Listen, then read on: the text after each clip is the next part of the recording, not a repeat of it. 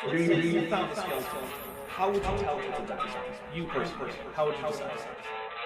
Well, interesting question. I don't know. I'd have to do some research on that.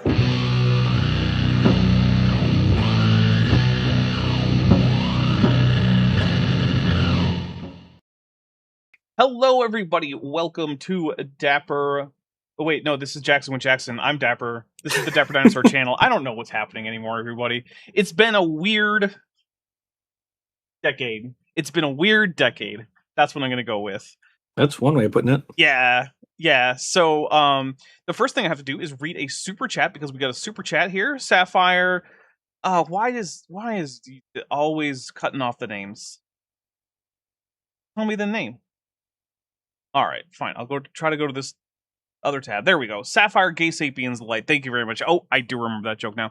For $2 says, R.I.P. Evolution with the praying hands, the DNA emoji, a monkey emoji, and puppy kaiju, and we will take a drink for that. So, I am drinking a Guinness out of a Guinness glass. And let's see. I'm here with Jackson Wheat. It's me. Hello. Yeah. Let's see. So, before we get into this, I have some maybe good news. All right. So, as people might know, my main production computer got a case of the having a blue screen every 20 minutes. Oh. Yeah, it was pretty bad. Pretty bad actually. Not what you want to see. So that started, I believe, about 10, 11 days ago. Right now, it has been rendering on Sheepit, which is one of the programs that made it crash, for over 6 hours without crashing.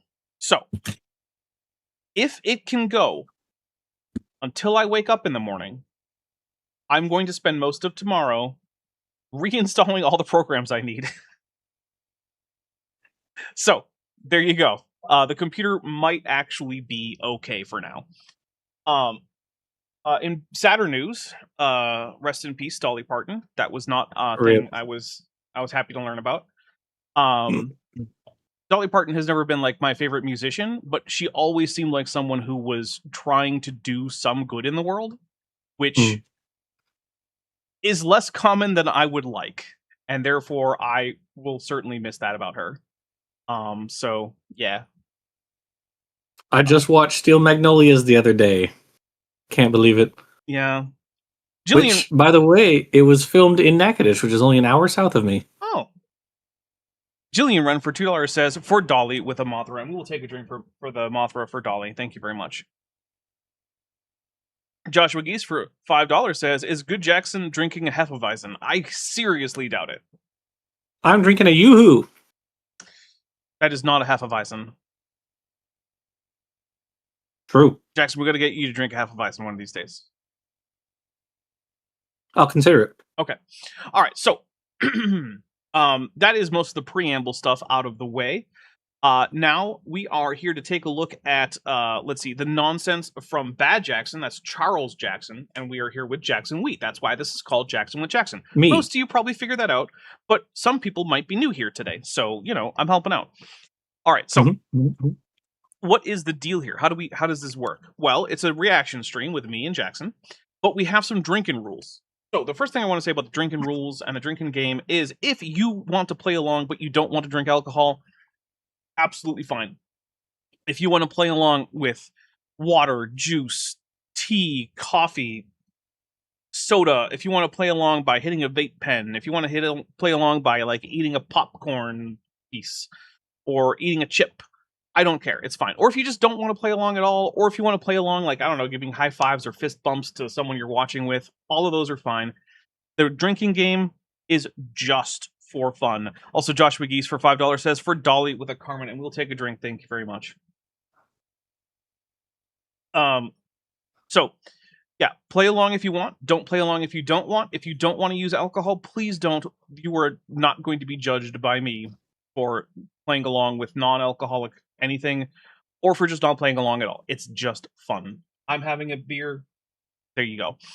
All right, so The drinking rules. First of all, we will take a drink anytime Charles Jackson says something that's so stupid we just kind of feel like we need brain coolant.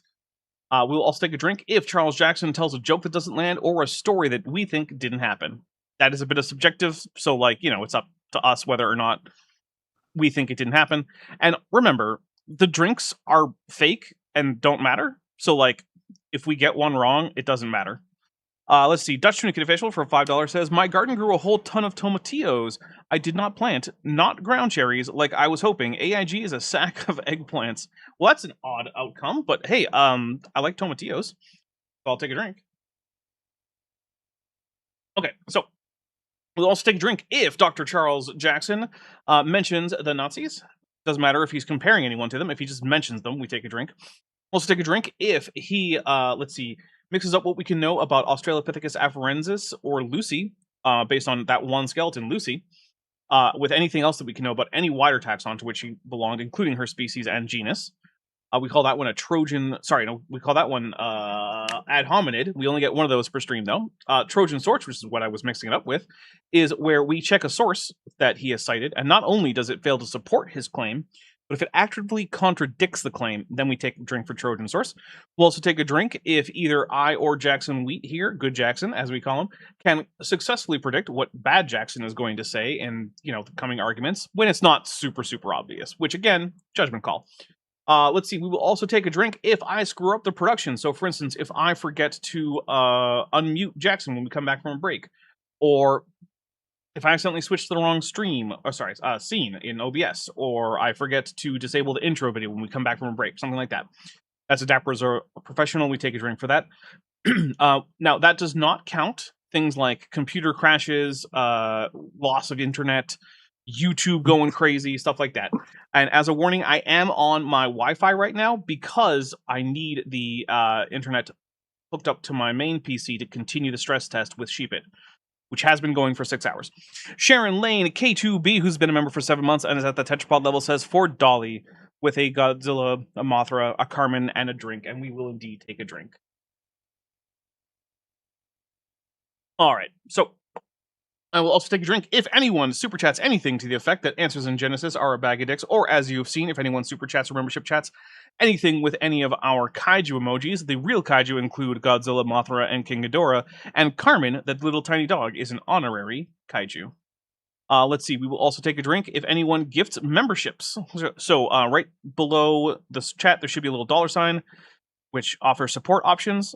Super chat, super stickers, and gift memberships should all be options. If you opt to give memberships, we will take a drink for each gifted membership. If we get to about 30 in the queue that I need to drink for, I will simply finish my drink and go get another one.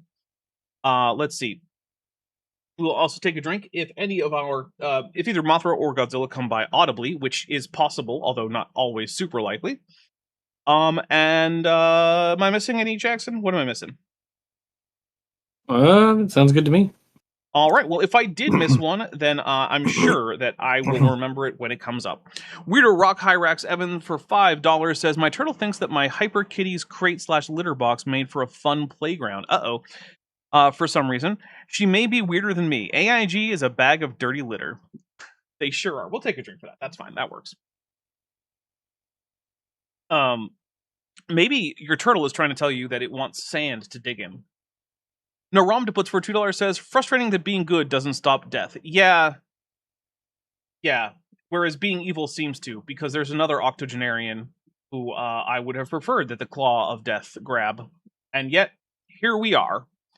No Dolly, and with the other much, much, much more vile octogenarian, who is both literally and figuratively shitty after being spotted with a diaper. So, Jackson. Now that we've had that depressing bit, you going to be any more ready for this anytime soon? I don't think I could be any more ready. All right, so we have gone back a few seconds to make sure that we get the context on this, because when last we were here, one of our points of contention was we weren't sure how Milford Walpoff was using the word hominid, and it turns out that back in 2006, hominid was still being used to mean those apes closer to humans than to any other extant ape.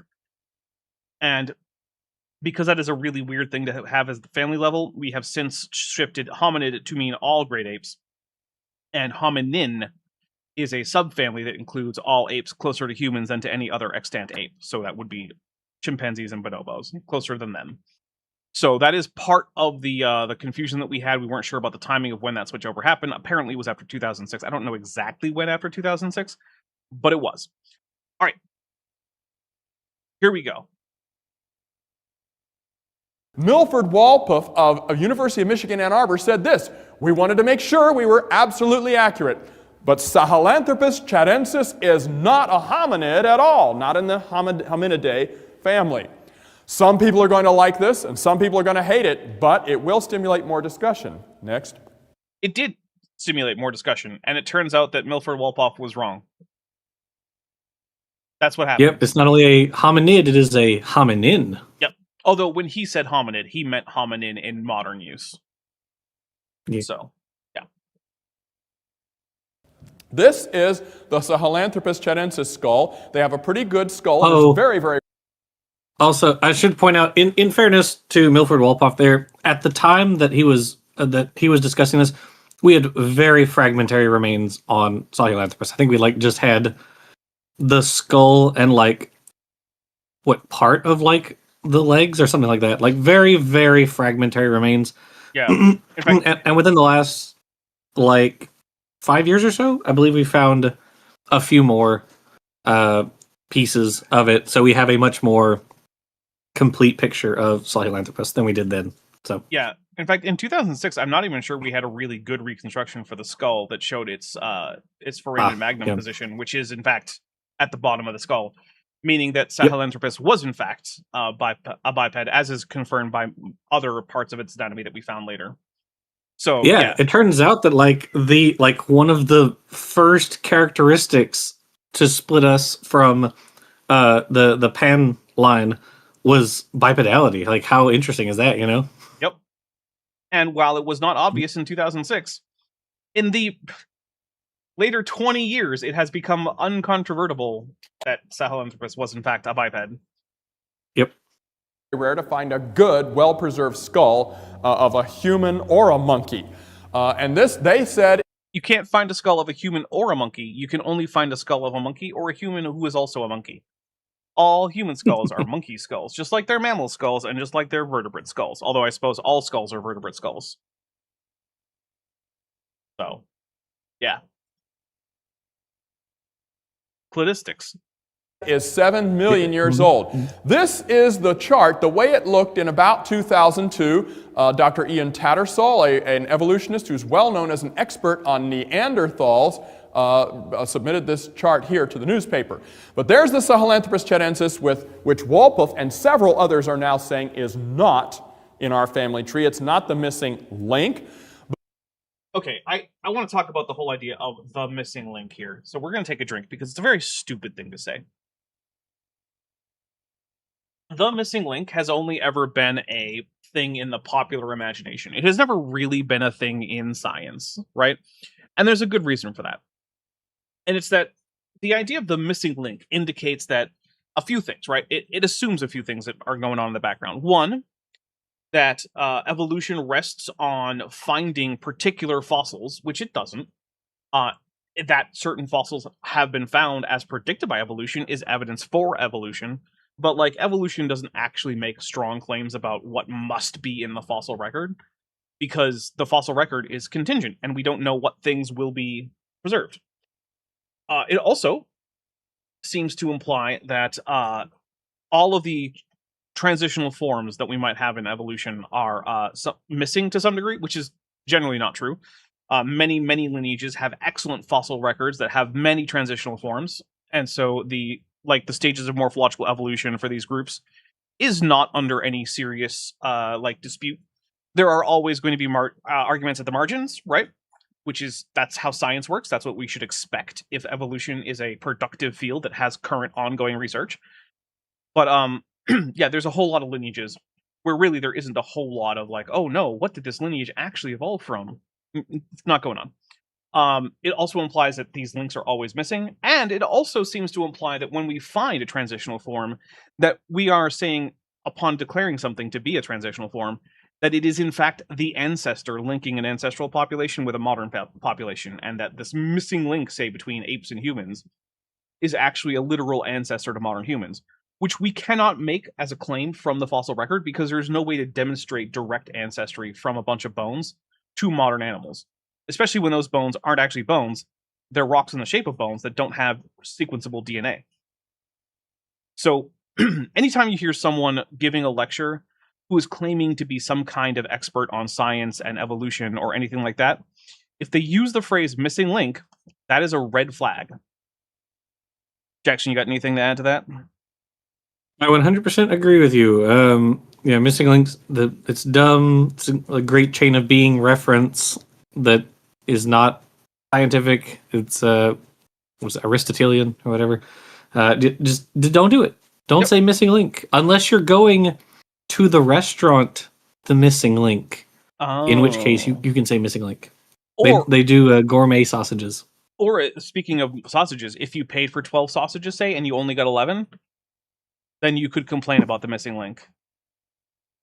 There was a very stupid case. We covered this in the Ancestor's Tale like 5 years ago. Of a Darwinius maculae, which is a really interesting early strepsirrhine, a member of the group that contains lemurs, lorises, the ii. And when it was first, when the paper that described it first came out, the thinking was that it was on the haplorhine side, which includes the tarsiers, monkeys, and apes. And some newspapers were like, the missing link has been found. Oh, I remember. No. That was dumb. That's dumb. That's just bad. Yep. And the thing is that even when it was found to be on the strepsirrhine side, it was still a very basal strepsirrhine that lacks some of the synapomorphies that are available in that were seen in modern strepsirrhine. So it was actually a stem strepsirrhine. Yes. Wasn't even an actual strepsirrhine, which is already cool and also a transitional form. It's just not the one that some people wanted it to be. Yeah. So, like, basically, if you hear a headline or see a headline about evolution, especially if it's about primates, take whatever it says with a big old grain of salt and maybe either read the paper yourself or come to an actual person who does read those papers. Maybe leave it as a question in Gutsick Gibbons comments or something like that, or on a live stream that she's having, ask a question. So, yeah. Which, by the way, Erica and I and Dan are, in fact, in the planning phases of next month's Triumvirate stream. So don't worry. The plan is to indeed have a Triumvirate stream. We have a few different candidates for videos to watch. And it will be on this channel next time. So, stay tuned. But also, how many of you have heard of the Lucy fossil? Uh-oh. Are we gonna get an ad hominid? I think we're gonna get an ad hominid. All right. But yeah, one in the chat if you have heard of the Lucy fossil, I suppose. Lucy, sure. Here's Lucy right here in the middle of our family tree, the Australopithecus afarensis, because it was found in the Afar region in Africa. That's true. That is why it has that name. Good job, everybody. I thought it was called that because it was found afar away. No, that is a pun. Boo, sir. Boo. Oh, why are you booing me? I'm right. I mean, no, you're not. That's not why it was named that.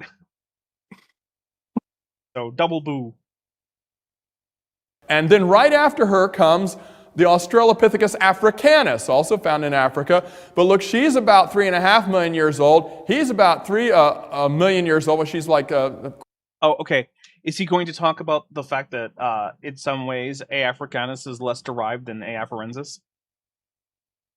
Oh, he may. Yeah, that's kind of what it seems like he's teeing up. Yep. He's going to be like, how can they say one of these comes before the other if it was after? Well, because the fossil record is imperfect. Why did he become Foghorn Leghorn all of a sudden? I don't know. That's okay. my...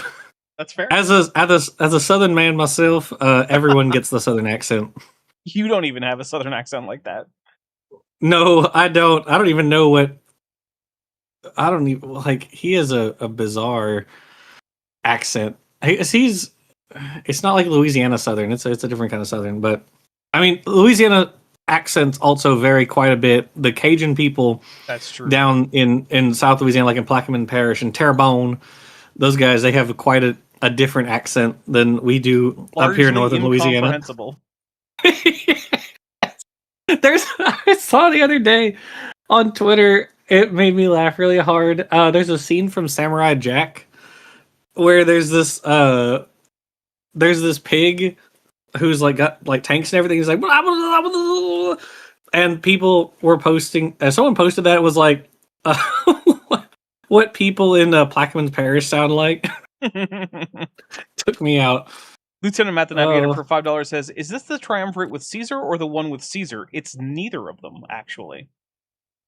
This is the triumvirate with me and Gutsa Gibbon and Dan Stern Cardinal. Yep. Which is a name that goes back like 4 years or something, long before we actually started using it on the names of streams. Because every once in a while we collaborated pretty closely together, either on streams or on videos, like even more closely than I collaborate usually with the Science Friends. And so we had like our own 3-person group chat specifically for those times when we needed to really closely coordinate. And I called it the Triumvirate over on Twitter. Jeez. And then when we started to trying to do regular streams with all 3 of us, that's the name that we went with because that was already the name of the chat. According to this 3.2, Can you believe he's supposed to be there. How long our group has been around? It's been around for like 6 years at this point. Yeah, depending on exactly who you count as like founding the Science Friends, it's 6 or maybe 7 years. It was, yeah, because Jesus, yeah, I guess it would have been 7 when like Colton, RJ, and I all first kind of came together, and then started pulling others in. Yep. Jesus Christ. Yep. Because that was pre-COVID when that started. Yes, it was. Good God. I went through Dapper, all we're of old. COVID as a Science Friend. Yep. A million years separated. Problem is, he looks more like a monkey than she does, and it's a million years of evolution. Well, Look no, at that. that's not true. There's a confirmed production. Jackson, what percentage would you say monkey is A. afarensis? I would say 100%. Okay, what about A. africanus? I would also say 100%. Okay, so to And put this... Oh, sorry, go ahead. Oh, no, you go ahead first, and I'll say it. So I was going to say, is to put this in accurate terms, what he would have to say is that A. africanus is in many ways more basal than A. afarensis, which is true. There are a lot of ways in which the anatomy of Australopithecus africanus is more basal. If I remember correctly, the face is more prognathic.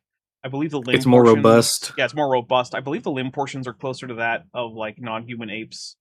So there's a lot of ways. Now, there's a few ways to look at this. One, it could just be that it is, in fact, a more arboreal species. And also, it's probably not directly ancestral to humans, modern humans. Then again, most likely neither is A. afarensis. But the most likely explanation is that, one, we have, taphonomic artifacts of preservation where just not everything gets preserved all the time. And so what we're looking at is always just little snapshots of environments that happen to preserve fossils and happen to preserve the fossils of certain organisms, not all of the organisms that were originally in the environment. And it just so happens that at the time of both of these animals, there were probably some groups who were living in more heavily forested areas, which would include probably Australopithecus africanus, and ones that lived more in open grassy areas, which probably included Australopithecus afarensis. And that's basically it. There's nothing that's like counter to evolution about that. The fact that basal or animals with basal traits can coexist with other relatives with more derived traits is just a fact of life. Like you can see it in birds, right? Like the paleognathe birds are more basal than all the other birds. They have nostrils at the tips of their noses. They have 2 wing claws on their wings throughout life. They're only weakly keeled, even when they have a keel at all. In the case of the tinamou, they have a much more basal-looking feet. They don't have an inverted hallux that they can use to perch and stuff like that. Like, there's a lot of ways in which an ostrich is a lot more like a velociraptor than a sparrow is. Because they're basally branching. They're more basal. And that's fine. That's a thing that happens. Dutch Tunicate Official says, let's see, There's a French-Canadian dub of King of the Hill, and they completely gave up trying to translate Boomhauer, so he just mumbles nonsense with the Godzilla. That's amazing. I'm taking a drink. That is legitimately awesome. Landon Knoll for $9.99 says, "Good morning, good evening, or good morning, good afternoon, or good evening, depending on your time zone and latitude. Hope your computer will work better soon, Dapper." With a dinosaur emoji. Hi, good Jackson. Then a wave. Ice is a bag of AIG Justice 3 ice victims. I think you mean 4 ice victims, but I will take a drink either way. All right. And we are now halfway to the super chat goal, which is nice. And actually, Landon, you missed it at the beginning of the stream. I said that my computer that had been having all the crashing problems has currently been rendering on Sheepit for now coming up on 7 hours uninterrupted with no crashes, which means my computer might be back after like 10 or 11 days, which is... Okay, here we go. I'm going to point out to this to you and prove it to you in a couple minutes. Also, look at the skimpy evidence for Ardipithecus ramidus, Auroran tuganensis, and Ardipithecus cadaba. Actually, evolutionists themselves have been saying that not only is Sahelanthropus chadensis not our ancestor, but the people who claim it's a hominin are also not claiming that it's our ancestor, because once again, we cannot establish ancestor-descendant relationships with any high degree of confidence in virtually any case from the fossil record. There are some exceptions where we have like chronospecies, like in the genus Triceratops or Thalassocnus, right? Or Myotragus bulyricus. Right, or Myotragus. Myotragus being a goat. A demon goat. Yeah. Thalassocnus being not technically a sloth. It's a ground sloth, which is not technically in any of the groups that the modern sloths are in, but they're related. And Triceratops is obviously an ornithischian dinosaur. Aren't there, or isn't the like Centrosaurine lineage, like a bunch of them are like a chronospecies too, aren't they? Yeah, I believe Triceratops is not the only one, but it's the one that most people know the most about, so I like to go for it. It's like maybe there's a bunch of chronospecies. Pachyrhinosaurus, I think. Yeah. But like, most people don't know what Pachyrhinosaurus is, so I go with Triceratops. Well, then they need to get good. I mean, yeah, Pachyrhinosaurus is pretty cool, and also has been found in Alaska. Nice. Yeah. I have family in Alaska. Pachyrhinosaurus family? No, part of my human family. Oh. One of my mom's brothers moved up there, and his daughter and her kids still live up there, as does he and his wife. So, okay. Yeah. And for a very long time, his daughter would call my mom to let her know whenever it was warmer where she was living in Alaska than where we were in Massachusetts. So, just to brag. Now, most days it was the reverse, but we always heard about it whenever it was warmer where she was. She had to call. Let's see. Lieutenant Math Navigator for $5 says Ardipithecus has too little physical evidence, unlike the mounds of specimens of Noah's Ark. Yeah, there is that, right? Like, oh no, all the fragmentary remains of Ardipithecus. Hey, how's that Ark search going? We found the Ark yet? No? Okay. And Distributing Official says Alaska was even further north in the Mesozoic, but it was also much, much warmer worldwide. So it was still warmer in Alaska in the Mesozoic than it is now. these other things are the same thing as he was. In the same genus, all should be lumped under the genus Ardipithecus. You see, we are Homo sapiens, that's genus and species name. Homo sapiens, genus, species. Ardipithecus cadaba, genus, species. Ardipithecus ramidus, genus, species. Evolution is today. See, I'm giving you up-to-date... I don't know what his argument is. I'm confused right now. Maybe he's about to elucidate it, because I'm also not sure where he's going with this. Brand new stuff. This is going to scare science teachers all over the country who believe in evolution. It should darn well scare college professors who are just indoctrinating and are not educating. They're not teaching, they're brainwashing into a mythology. Okay. But that's what should scare them? Calling the kettle black. I don't even know what should scare them. That lumpers would prefer fewer genera within homininae? Like, okay, that's just true generally, right? Lumpers want fewer I'm genera. terrified of taxonomy, let me tell you. Well, I'm taking a drink because I still have no idea what the actual claim even is. Like, oh no, what if we reduce the number of recognized genera within hominins? It's like, I don't know. I guess then there would be fewer genera to worry about. What am I supposed to do with this? I mean, there was actually a paper recently, I believe, that argued that all hominins should just come under the genus Homo. That would solve the problem. It sure would. Lieutenant Matt the Navigator for $2 says, don't exclude Uncle Nanosaurus like that. I would never exclude an Uncle Nanosaurus. I just don't have one. But Nanosaurus is a really cool dinosaur. Inquisitive Infidel for $2 says, if you could find the Ark, Dolly Parton would have. Yeah, she probably would have. Rest in peace, Dolly. Lieutenant Matt the Navigator for $5 says, meanwhile, Charles Jackson is demonstrating that a specific name does not imply cognitive capacity. Yeah, this is odd. I don't know exactly what he's saying, but there are and this is kind of a problem. This would be like a an absolute problem if the fossil record were perfect, because the lineages, like species to species, would all like grade into each other, and then we'd have to be like, well, at this point, I guess we'll call this this population the new species, and everything before that was the old species or whatever.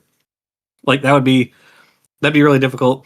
That's part of the problem with chronospecies. It's like, well, where do we draw the line? I mean, it's kind of arbitrary, obviously.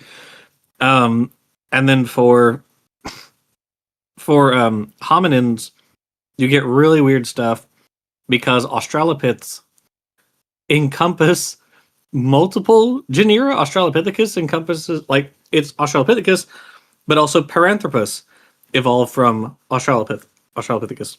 Right. Kenyanthropus, I believe, also evolved from Australopithecus, and then of course Homo, and so as you get like closer and closer to today, it gets harder to delineate like species and genera from each other, because you're like where we have a really good fossil record. It's like the one place where the taxonomic boundary problem persists. Yeah. In case you guys didn't know, the taxonomic boundary problem was a problem that basically existed in the for decades, really. It persisted into the 2000s, where the question is like, okay, if birds evolved from reptiles, then when did they stop being reptiles? And the answer is they didn't, and we should stop pretending that you can evolve out of taxa, and instead all taxa should be monophyletic. And that was the answer to that. But for some reason, within Homininae, no one wants to give up their various genera, which I believe includes Erica. I don't think she wants to get rid of Australopithecus or Paranthropus or anything else either. So, yeah, for some reason we treat humans with special gloves because, well, scientists tend to be human. Lieutenant Math the Navigator for $2 says Homo sapiens in italics, but not in Latin.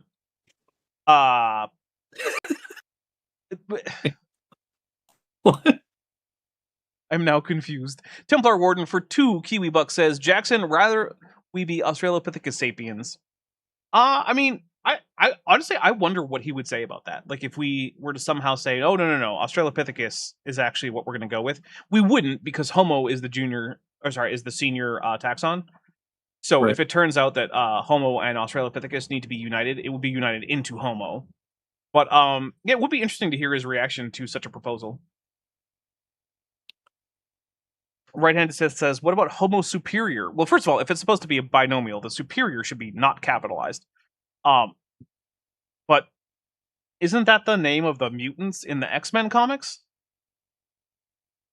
I don't know. I have seen in one of the in the economics book I'm reading, he says Homo economicus. So. Yeah, that's been used as a way to talk about like the sort of simplified version of a human that economics likes to talk about. Mm-hmm. But like, I don't know of anyone actually suggesting that as an actual like change in taxonomy. Oh, right. No, of course. Yeah, it's just a fun to see it. But yeah. Yeah. Also, I do get a little tired of people not getting right what economics means when they say that humans act rationally, because economics has its own definition for rational in the context of economics. And it's not the same definition that you would use in like a clinical setting or something. And yet people seem to treat it like they're actually using the word the same way. Rational in economics means that the person under consideration takes actions to achieve goals, regardless of whether or not the action makes sense. An irrational person will be someone who either takes no actions to meet their goals, or who has no goals and yet takes actions anyway. So, unless that's what you mean by humans aren't rational, stop saying that economics requires that everyone be perfectly rational. It doesn't. Now, that doesn't mean certain economists don't make that assumption. Some of them do, and that's dumb. Anyway, Lieutenant Math the Navigator for $5 says, Bad Jackson is Homo sapiens, but he's not a wise man. Correct. Yeah, it turns out that just because your name is something doesn't make it so. Like Basilosaurus, that name means the king lizard, or the lizard king. Guess what Basilosaurus isn't? A lizard. Or a king, for that matter. Peter Sage says, hashtag not an economist. I am also not an economist. Much to the chagrin of my microeconomics professor, who wanted me to at least minor in economics. And I was like, nah, I'm okay. I took a microeconomics class, and I didn't enjoy it at the time, but as I've gotten older, I was like, it'd probably be really useful to have deeper knowledge on this subject, and so I started reading that book about it. Nice. These are really related, and this one is not our ancestor, and none of them are. Okay, not yet. It's not how that works, but okay. I actually would say that most likely only one or two of these have a fair chance of actually being a human ancestor directly, like Homo ergaster and maybe. Oh, sure. Homo We don't erectus. know if any of those are actually ancestral, except like ergaster. But it was just the way he said, like, just kind of the assertion that like none of these are like. I mean, also, we don't know this for certain. We can't say it either way, really. So. I also love how you can trace the reduction in brow ridge, the increasingly globular shape of the cranium, and the reduction in prognathism in these skulls as you go forward in time. And he's just not going to talk about the fact that this creates a wonderful gradient from basically chimp-like to modern human-like, from left to right. He's just going to ignore that entirely. Rail got $2 for $2 says, but Tyrannosaurus Rex is a king twice. Well, it's the tyrant lizard. So one thing is, so Rex is Latin for king, but Tyrannos is Greek for tyrant, which is not the same as king, because a Tyrannos is not a hereditary monarch, but is instead someone who simply seizes power and is more or less allowed to do so by the citizenry of the polis. And so, yeah, tyrants in ancient Greece usually replaced kings in many cases. So it's not quite. Also, remember, when you're typing on a binomial, the genus is capitalized, the species is not. So it's big T Tyrannosaurus, small r Rex. But there is a difference between Tyrannos and Rex. In fact, in Greek, the word for king is Vasilevs, which is where we get Basilosaurus. That's actually is the word king in Greek. Homo habilis, handyman. They've now put that as not in our family tree. All of these are in the family tree. Take a drink for that. I don't know whoever said that Homo habilis is not in the family tree. Do we know that it's directly ancestral? No, but you know who's in your family tree? Yeah, you're like third cousin once removed. That person's still in your family tree. So, yeah.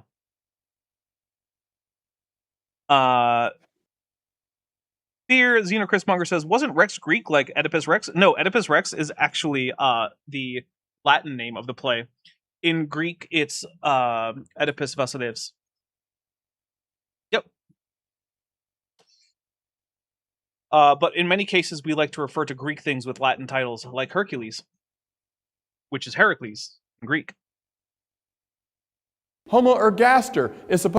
Was it Oedipus Tyrannus in Greek? So it wasn't even Rex. I thought it was Basileus, I believe but I could Oedipus was Greek. Yeah, I thought it was. Oedipus was Greek. The question is, was the title given in the Greek title of the play Vasilevs or Tyrannos? Greek title of Oedipus Rex. Supposed to be the Oedipus same thing. Tyrannus. Oh, it was Tyrannos. Oh well. I got that one wrong. As Homo erectus. And Homo erectus, the new DNA studies are saying had nothing to do with humans. Never did, never will. It's What DNA studies are those? Could you cite one, Dr. Jackson? Because I've not heard any of. I've actually not even heard of any like really good genomes of Homo erectus. I've heard of proteomic studies that actually do link Homo erectus with modern humans. So Jackson, you've also heard of the proteomic studies with Homo erectus, right? Yes. Are you aware of any genetic studies that would cast some kind of doubt on the human affinity for Homo erectus? That would be news to me. Yeah. And I am really intrigued. I try to stay up to date on the paleogenomic stuff, so that would be news. Also, I want to Paleogenomic and paleoproteomic. I also want to point out that a lot of young Earth creationists say that Homo erectus is in fact fully human and not ape at all. Yes, except Dwayne Gish was the one who, with the same skull, at multiple times said it was both human and not a human. Yeah, because he's dumb. Mm-hmm. Lieutenant Math Navigator for $5 says Basilosaurus is a usurper to the lizard throne. Tylosaurus Rex is the true lizard king. I mean, it's hard to disagree with that. Roshina for $1.99 says Oedipus Rex, or as I like to call it, with this I can say this now, motherfucker. So there you go. That is also a good name for the play. Oedipus Rex is motherfucker. True. Yeah. All right. So we just hit the goal. Jackson, you can say fuck now. Okay. I didn't realize that I was not allowed to say it previously. Well, we get one free one per stream, but now you have to say it. Go. Oh. Well, it has to be organic. I can't do it non-organically. Yes, you can. I have to wait for the right time to deploy it, in counter, because you are an organic being. Every time you say fuck, it is organic, because you are not made of non-carbon based molecules. I'm actually I'm diamond based. I don't believe so I'm you. fully made of carbon. I've met you, and you were way too squishy to be made of diamond. Oh, I'll take that in a positive way. Okay. Actually, this past weekend, I also met up with Kip Davis, Maya, and Tapioca Weasel. That sounds fun. Yeah. I would love. You know what, Camilla? Let's go to the Grand Canyon.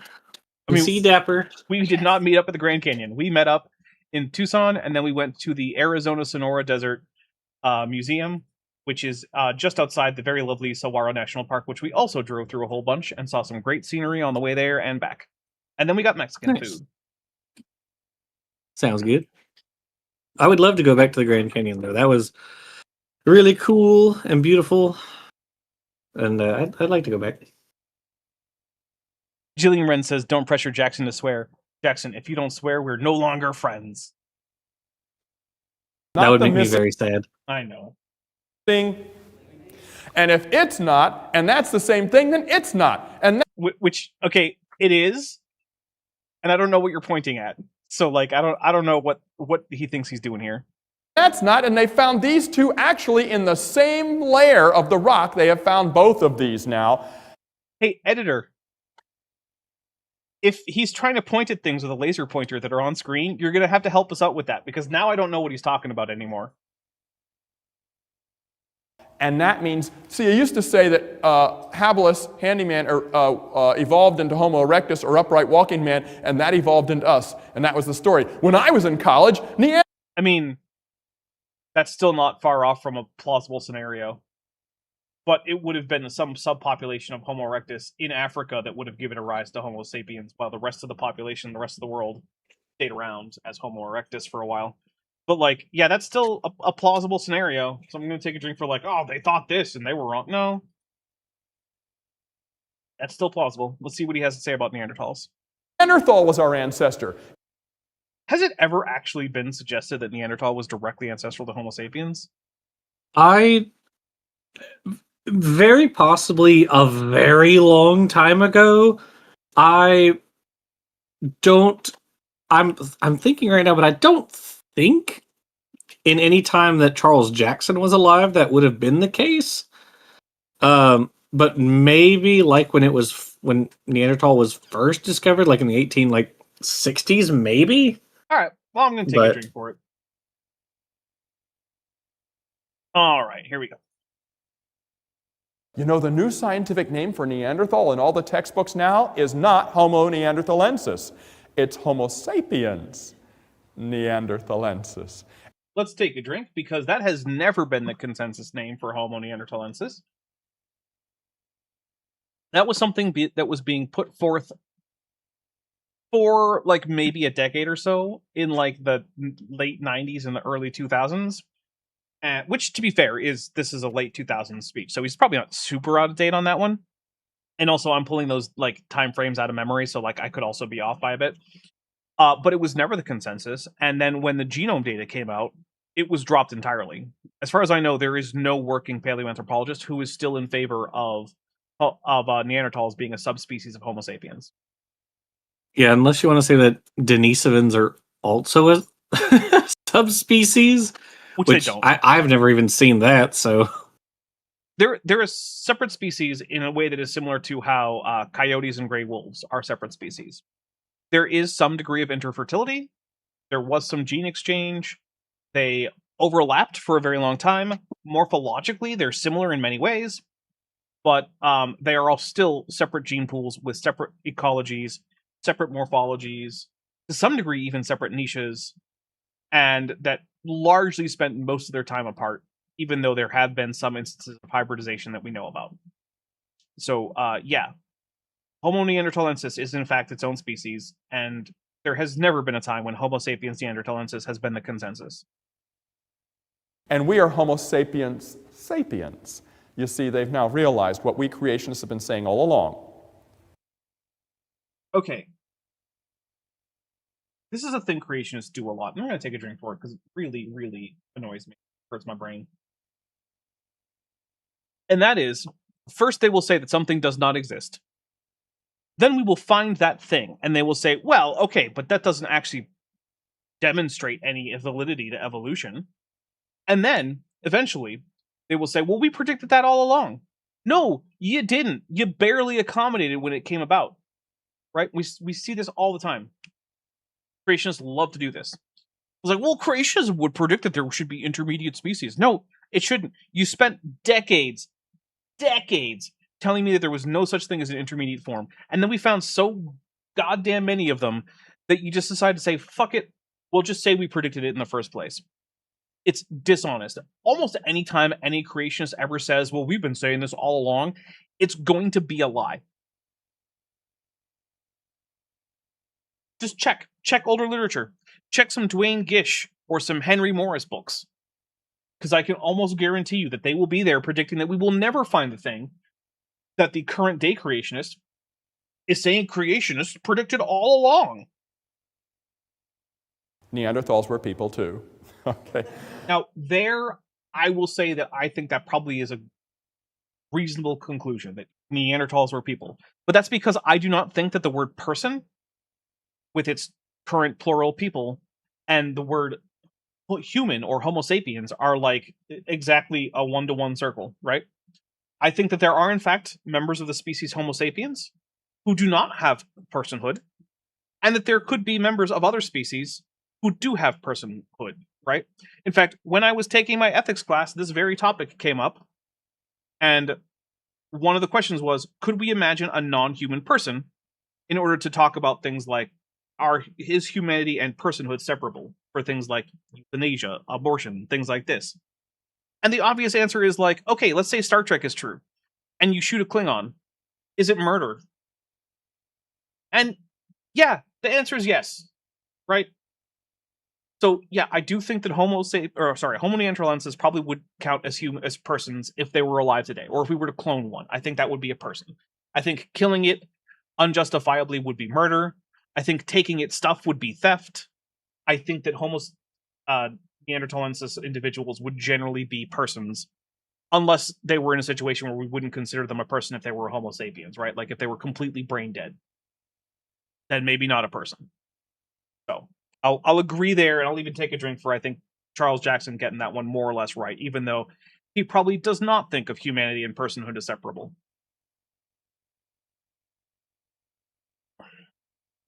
And these monkey things like Lucy was never a person. Okay, Well, that's going to depend on exactly what you mean by a person. I actually am someone who is open to grade 8 personhood. I think that perhaps personhood might be some kind of a scale, and they might be on the lower end of it, maybe. I'm not sure. I haven't thought about it all that thoroughly. But I do know that grade 8 captivity makes me really uncomfortable. Yeah. But then again, I also know that we have to weigh the conservation benefits of having some captive grade 8 populations against the fact that it's ethically dubious at best. Yeah, I mean, that is definitely true. Have you ever heard of Chimp Haven? Chimp Haven? I don't think so. Yeah, it's a place down here in Louisiana, a bit south of Shreveport, where retired chimpanzees go.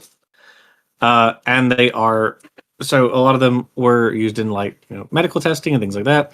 And then once they're retired, they go down to Chimp Haven, you make that where sound they are way nicer than it is. Once they're no longer useful for like drug testing, and they can actually, and instead of murdering them, we're going to send them off to an actual if they survive the trials and tribulations, they get to spend the rest of their life, in a very, very nice facility where they are well cared for and given, like stimulation and whatnot. But like in that case, they're in captivity because they really can't go back out. They've never been in the wild, So, yeah, I would not support sending them back to the wild. That sounds even worse. I would say that they're in a condition like a person would be, like a human would be, who had just an abominable upbringing and had been held captive in a cage by like other people for most of their lives. And they're now at this point, you're going to have to make them like wards of the state, right? Because they're not going to be able to fend for themselves. They can't get a job. They can't conduct their own affairs, right? Which means that the people who are doing the bad thing in this case are the people who were holding them in the first place, not the people who are giving them a place to live now that they've been released from that condition. But generally, I don't like grade 8 captivity. I certainly don't get a grade 8 as a pet.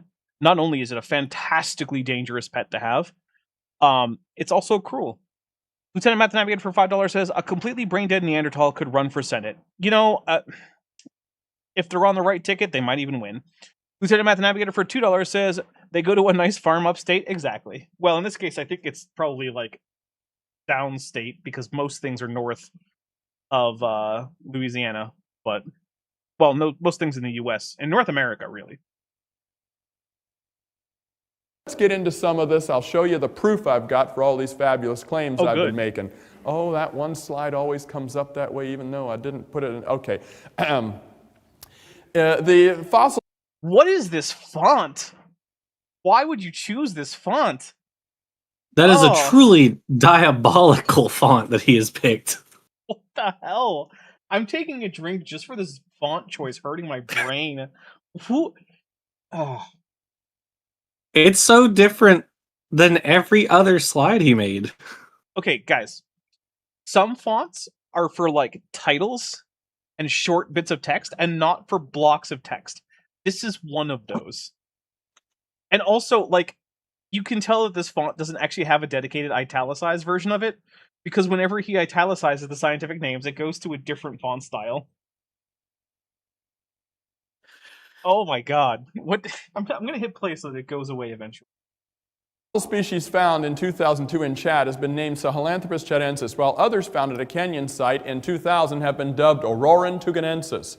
All of these fossils are sufficiently similar that they should be included in the same genus as Ardipithecus cadava. So the Auroran, the Ardipithecus cadava, and certainly the Ardipithecus ramidus. I've never heard this debate before, but okay, like clearly, here we are in 2026, so that's not 22 years after this article came out, and that never caught on. But this goes back to the okay and kind of situation where, like, okay, let's say that this is true. Let's say that this Science Daily News release becomes the consensus, and that all of them are Ardipithecus. Ardipithecus tuganensis, Ardipithecus chadensis, Ardipithecus cadava, Ardipithecus ramidus. Okay. And Right. so, Right. like, does Charles Jackson know that the names that we give to things are arbitrary and that humans come up with them? Does he know that? Do you want the answer to that, Dapper? Yes. Because it may surprise you. I think he doesn't know that. He probably doesn't. Because I've also heard him complain about, like, Pluto not being a planet anymore. As if the That's name right. that we give Pluto, or the bucket that we toss Pluto is, matters to Pluto. Like, what? I'm taking another drink because I just don't understand what the actual argument is. Like, haha, what if these names were different? I don't know, man. Then what? What's the argument? It's such a weird thing. Oh, good. YouTube ran out of memory. That happens a lot. I don't know why that happens so much. I don't know why it happens so much with YouTube specifically. It's YouTube Studio is one of the only pages that I ever frequent that just runs out of memory sometimes. And the Sahelanthropus chilensis should all be in the same group. They should be the same thing. This was a news release. They are in the same group. It's just that group is bigger than genus. Normandy Foxtrot, who's been a member for 28 months and is at the amniote level, says, do you ever notice how many of these are just nature resists categories, therefore God, with a Godzilla and a Mothra? Yeah, that does seem to happen. And although I hadn't thought about it really until now. So I guess the answer to your question is no. I had not noticed. But now that you bring it up, it's interesting. And there's my drink. I am well into the second bottle of these oddly small bottles of Guinness. Maybe it's that it's a fairly heavy beer, so they're like, if they were full size, people would get too full. Maybe that's it. I did know a guy in the Navy who claimed to have had 12 Guinnesses in an hour, and I did not believe him. That guy lied a lot. He lied a lot. Like one time, he closed a breaker that he wasn't supposed to close, and it actually started a pump that wasn't supposed to be spinning to start spinning, and then he immediately opened it up. And his claim was that he had opened the breaker before the electricity managed to get to the pump. And I can guarantee you his hands are not faster than electricity. And when I heard about this, I challenged him. I was like, all right, if you think that that's a realistic possibility, I want you to flip this light switch to off and then back on again before the lights go out and start back up with their startup cycle. Because they were fluorescent lights, so, they had to do the blinky on thing with the starter. Yeah, he refused the challenge. Weird, though, because you would think that if he could actually move faster than electricity, it would be easy for him. I guess not. It's issued by University of California, Berkeley in 2004. Don't forget, the chadensis was found in 2002. So this is what I had just said to you next, that if... But what does it matter? Sorry, wait, I also just thought of something else. Sahelanthropus was found before Ardipithecus, right? So yeah, they would be Sahelanthropus, not. They would be Sahelanthropus, right? Well, unless wait a second, hold on. It could be that Sahelanthropus was found first, but described later, and it's the description date that counts. No, I get. Hold on, now I gotta look this up. But either way, that's what I meant. Even if they're all Sahelanthropus, then okay, and so.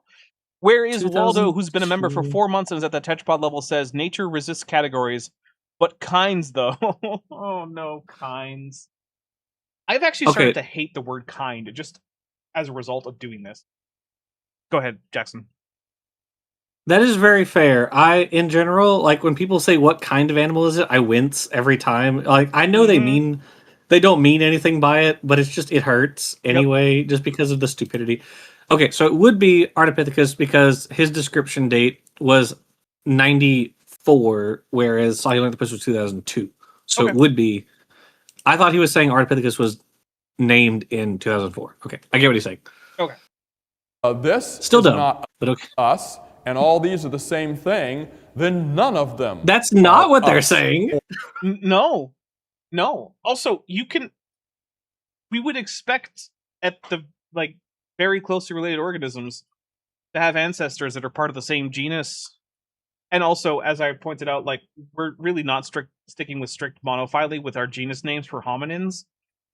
So that doesn't mean any of those things. And also, if they all had the same genus name, that wouldn't make them the same thing. That's like saying that like tigers and jaguars and lions and leopards are all the same animal. They're very much not the same animal. Or our great-great-great-great-great-great-grandparents. Next. Okay, that was dumber than I thought it was going to be. And it's literally just, if they have the same genus, then I guess they're the same species, even though he knows that species is a separate thing. I'm taking a drink. That was incredibly dumb. Even for Jackson. Bad Jackson, that is. Also, I don't get to have Guinness much. But hey, you know what? We are at the top of the hour, which means it is time for me to go get a fresh beer. I think I only need to grab one. But in the meantime, everyone can have fun enjoying the musical stylings of Beethoven, and we will be back in just a few minutes. Oh, and before we go, Lieutenant Matt the Navigator says, for $5, my mom's original surname wasn't my surname, therefore we aren't related. Yeah. That proves it. All right, we'll be right back, everybody. Hey, before you leave, I just want to take a second to thank my patrons and channel.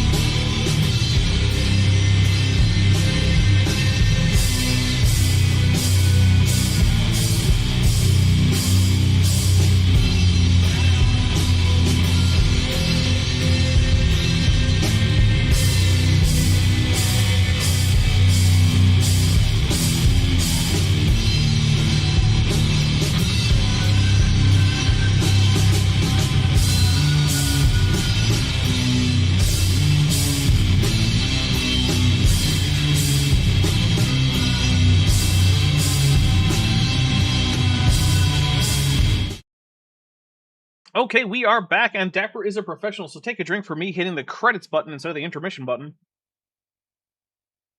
Because that's the thing that happened. There we go. All right, I have a fresh Guinness, which I am pouring in to the previous Guinness.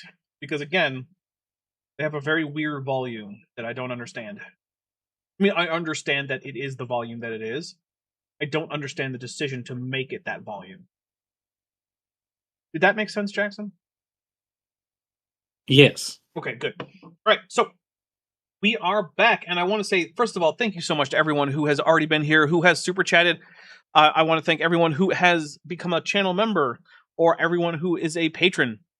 So I really do appreciate it, because this has been my full-time gig for 6-ish years now.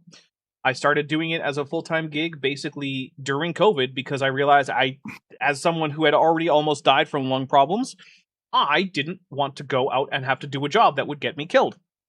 Which was anything that involved leaving the house, to be fair. So I was like, all right, well, I'm just going to pile all my time and effort into this. And I spent through a lot of savings getting to the point where this channel was actually profitable and it was making me more money than my bills, which it currently is. It pays the bills and then some, and I have, I can occasionally go out, grab a bite to eat, or buy something just for fun and put away some savings, and I really appreciate that. And it is the reason I'm able to give you 3 and occasionally 4 videos a week here on the channel. So if you are someone who enjoys what I do and you want to see me be able to continue to do it, the best way is to head over to the Patreon, which is linked in the description. That starts at only $1 a month. You can get a 15% discount if you decide to go for an annual pledge. There is also the channel memberships that starts at $1.99. There is no annual option. But both of those give you access to my Discord server. They both give you early access to my videos, which, by the way, one should be coming out tomorrow. It is actually already uploaded, but fixing my main PC became my hyper focus today, and I lost the willpower to actually release it to everybody and create posts and try to talk about it a lot. So that's not coming out today. Sorry, but it will be out for you to watch tomorrow. I will post the links everywhere. There's also, I have 2 wish lists in the description. One is a Steam wish list where you can get me a video game if you want. There's also a wish list for Throne where you can get me all sorts of stuff. Let's see what's on there. Let's just take a look at what kinds of things. We got a costuming thing. We got some books, some snacks, more books, more costuming, some spam, other kinds of spam, almonds, bread, brown bread, because I like brown bread because I'm from Massachusetts. More books, printer resin. So yeah, a combination of books, costume stuff, and snacks. Jackson, have you ever had canned brown bread? I cannot say that I have. It is actually more of a molasses cake than a bread, but it is also very, very good, and I would encourage you to have it sometime. So, okay. Well, when I come to the Grand Canyon, I will try it. Do you think I just always have brown bread handy, and that I'll be at the Grand Canyon? Are you telling Canyon? me you don't? No, I don't actually, because no one bought it from me for my wish list. Well, somebody get on that. Yeah, so I can go to the Grand Canyon. That's the only thing stopping him. There's also I just lost my train of thought. There's also a merch store. You can buy mugs, t-shirts, hoodies, baby onesies, stickers, blankets, pillows, all sorts of stuff. Let's see. That's linked right below this video. If you don't see what you want to buy there, like if you're interested in getting some Dapper merch but nothing on the shelf that's below this interests you, click on one of the items and it will bring you to the store anyway, and you can search the rest of the store. There's also how to render for me. The way that I get my animations done is I upload the project files to a place called Sheepit. And Sheepit is a distributed render farm that does not cost money. I don't send them money, but what I do is I render for them. And that's what I've been doing to stress test my computer for almost 7.5 hours now, is rendering on Sheepit. So you can do that for me. The instructions are down in the description. All right, Landon Null for $9.99 says the position of the Division of Planetary Sciences of the AAS: dwarf stars are stars, dwarf galaxies are galaxies, dwarf planets are planets. Pluto is a dwarf planet, and thus Pluto is a planet. Well, tell Charles Jackson that, because I know that, but Charles Jackson seems not to. This is Donald Johanson, who discovered the Lucy fossil in 1974. In 1995, look at what he says about these kind of missing link trees that we just saw. Nobody really places any great deal of faith in any phylogenetic tree. Philo means family. Human. And genetic, genetic family tree. Yeah, he did leave out the word human. Specifically human. That's a really it's really important one that you leave the word in that's in the quote and not just replace it with a word that is not in the quote. Science Side Up, who's been a member for 52 months and is at the amulet level, says join us with a Godzilla, a Mothra, and a Carmen, and a citation needed. I'll take a drink. Also, by the way, if you do in fact want lots more Dapper, the plan is that if we get 26 more super chats, then I will do another stream this weekend, in addition to the normal Dapper Reacts, which actually might end up being a Gish with Vish this time. So stay tuned for that. Oh, Yeah, haven't had Gish with Vish in a while. For $2, Lieutenant Math Navigator says, Mensa member can't understand how adjectives work. Yeah. So I want to point out what Donald Johanson is talking about, right? A phylogenetic tree places every taxon under consideration. So this would be every fossil hominin that you are studying, right? In this constructing this phylogeny as the tips of branches, and then connects them with what are the most likely relationships of common ancestors. And all of those are hypotheses, and all of them have varying levels of confidence that they're constructed with, right? And so what he's saying is that no one places any great deal of faith in any one particular shape of the tree.